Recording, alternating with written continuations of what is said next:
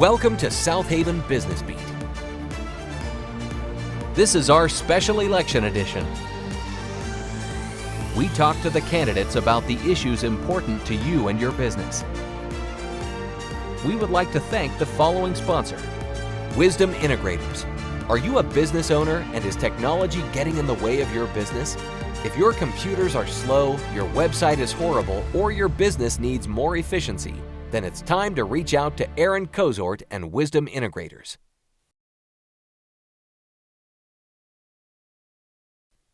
And now, here's your host, Robbie Yates. Hey, how's it going? Welcome back, everybody. My name is Robbie Yates, and we're on today with South Haven Business Beat, and with Mr. Thomas Tuggle, and we're going through the series of different elections that are coming up, and just really getting to know the candidate and make sure they're the right candidate for the job, so you can go out there and make that vote happen. So, Mr. Tuggle, welcome to the show. Hey, well, thank you so much for having me. Absolutely. I know we were talking a little bit before offline, and I know I said it before, but I want to say it again. Thank you so much for your service.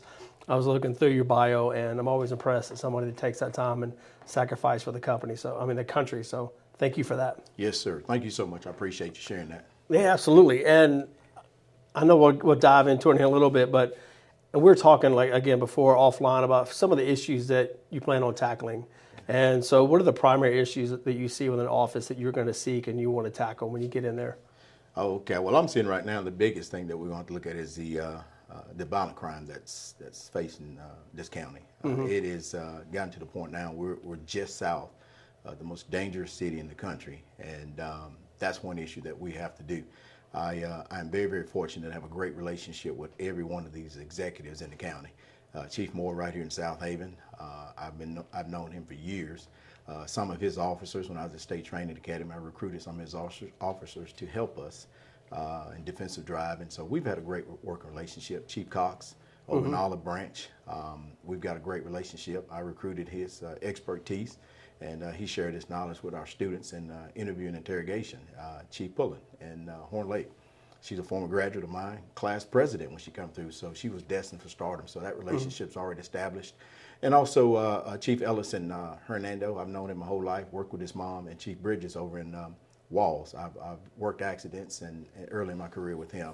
And then, of course, you have Chief Deputy Smith with the Sheriff's Department, great, outstanding individual. So one of the things I look at is bringing to the table, I'm excited to work with people I've always got a relationship with. So, but the answer to your question is violent crime. That is the number one issue and the concerns of the voters in this county.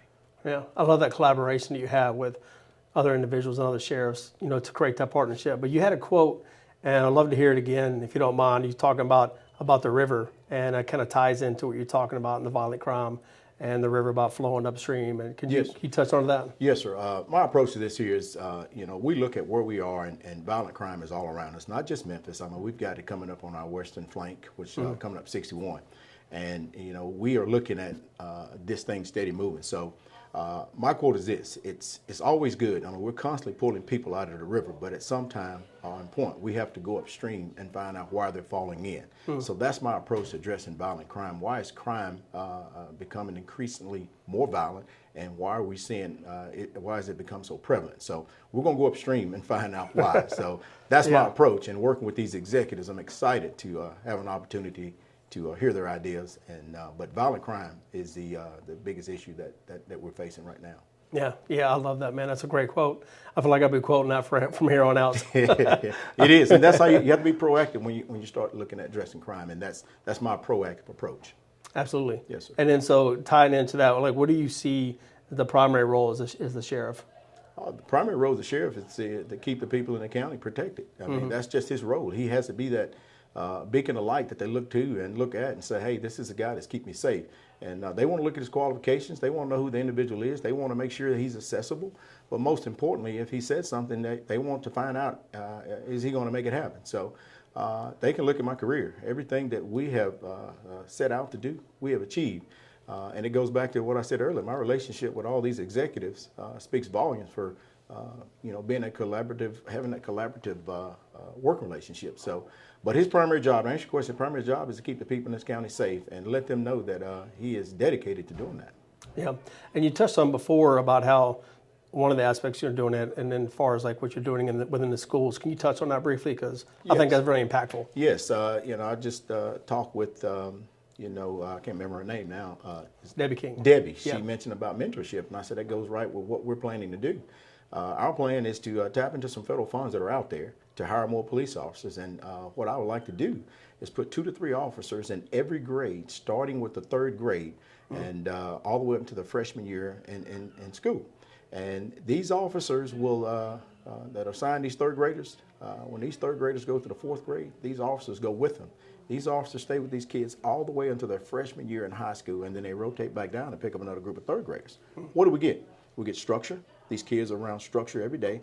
And also, we are creating or enhancing the most powerful crime-fighting tool we have available to us, and that is public trust. These kids will start to trust law enforcement. So if they're ever involved or if they ever see something of a criminal nature, they will trust us, pick that phone up and call us. The other thing is we're also adding another security element to the school system.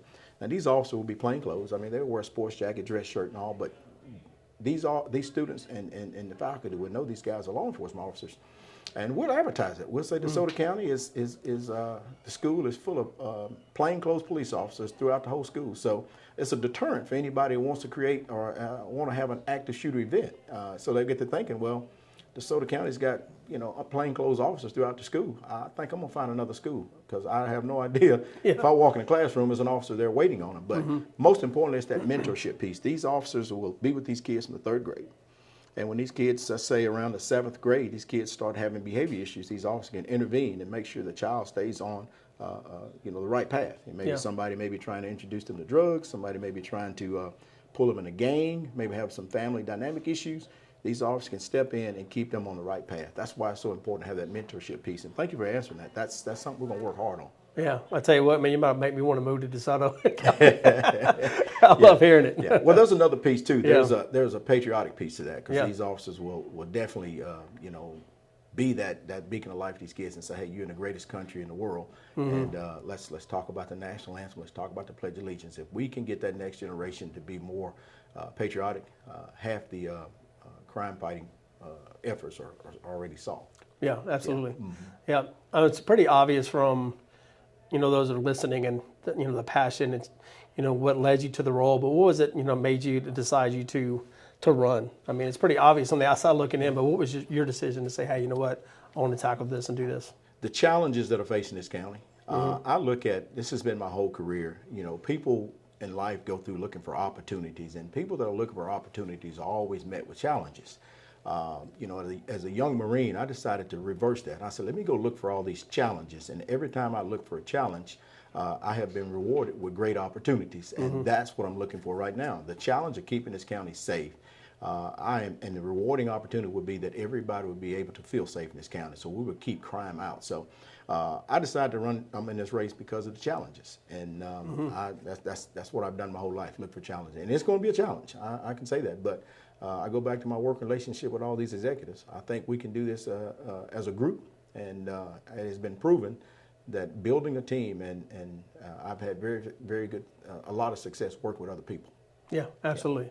Yeah, I can tell, especially the track record you've had, and for the Marine Corps going into it. We're taking a second to thank our sponsors. Pure Focus Media.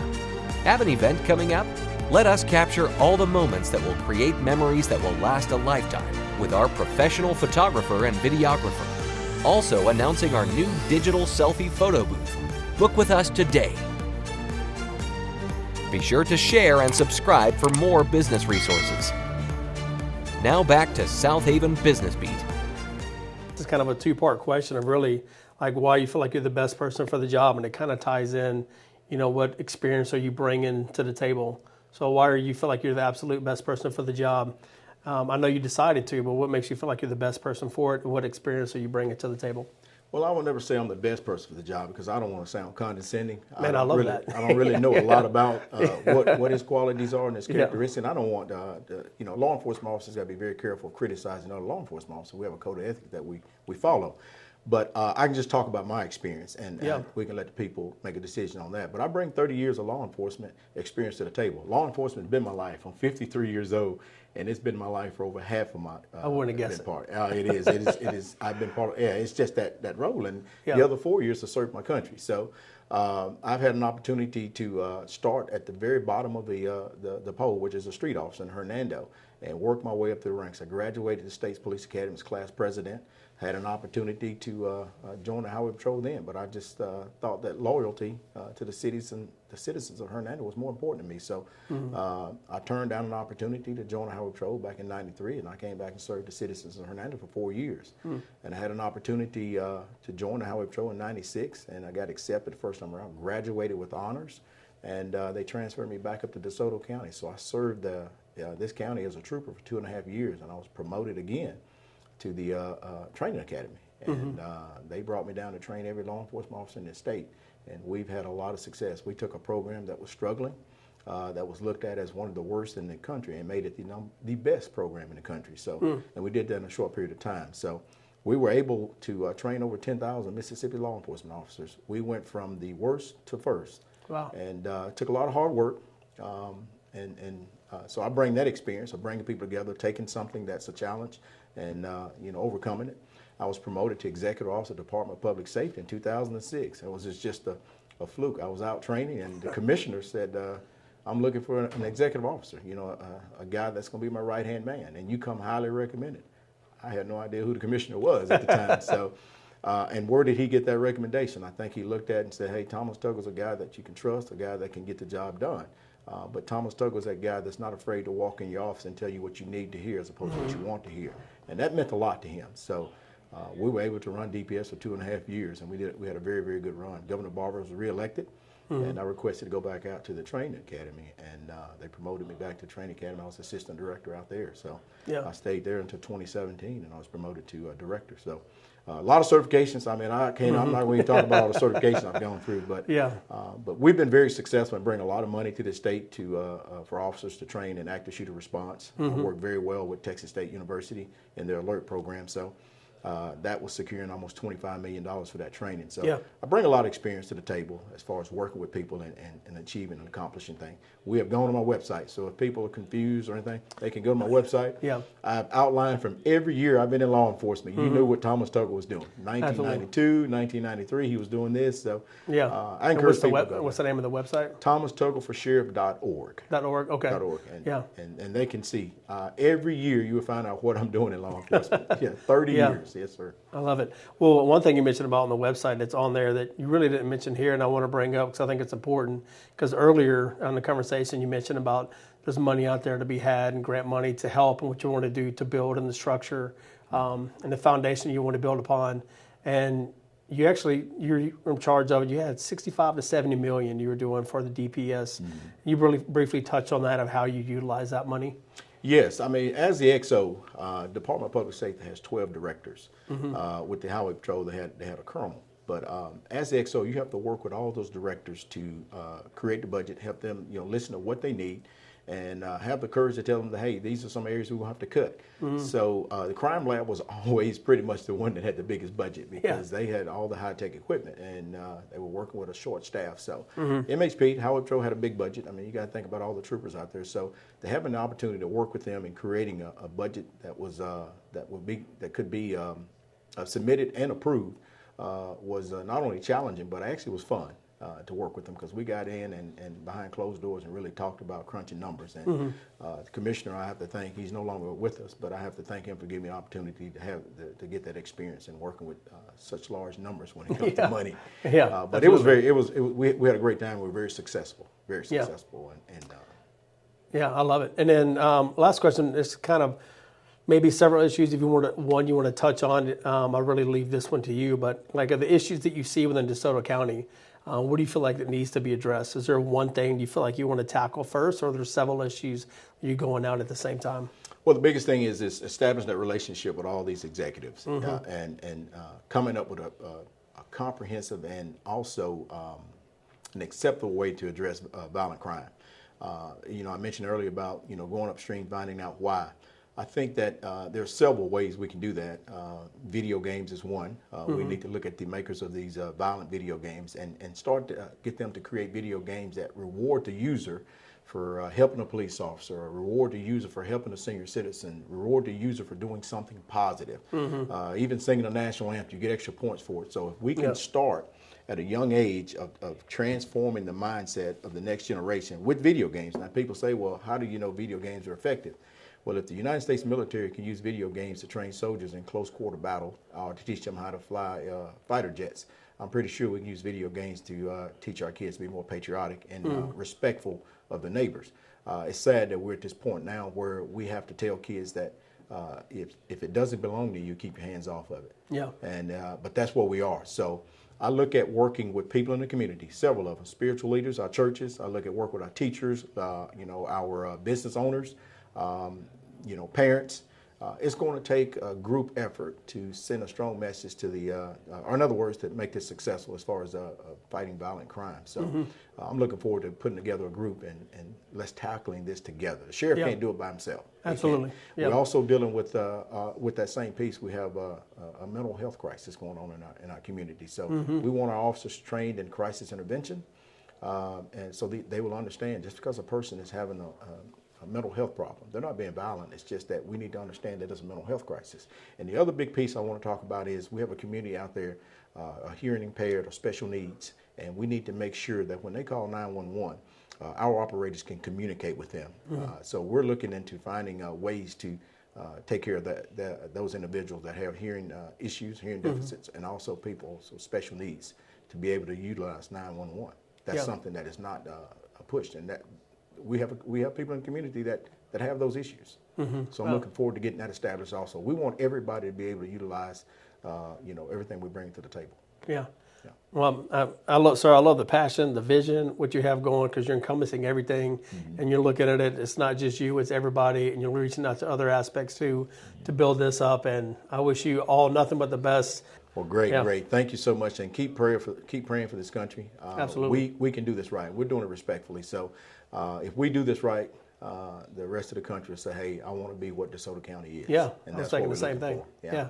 You can be that example, and then people will be coming here and realize, hey, we got to talk to him. How do they do this? Absolutely, because there's a lot of communities that are just like DeSoto County that border a major metropolitan area with a high crime rate. So they want to say, well, how did DeSoto County get it right? So we're going to send that strong message that it's going to take a collaborative effort. Absolutely. Mr. Tuggle, hey, I appreciate your time, man. Thank you so much, sir. We appreciate you inviting me in. Yeah, absolutely. We would like to thank the following sponsor, Follow App. The Follow App is the long-term solution for networking, instantly connecting you to those frequently missed opportunities to find the right referral partner or new client to grow your business.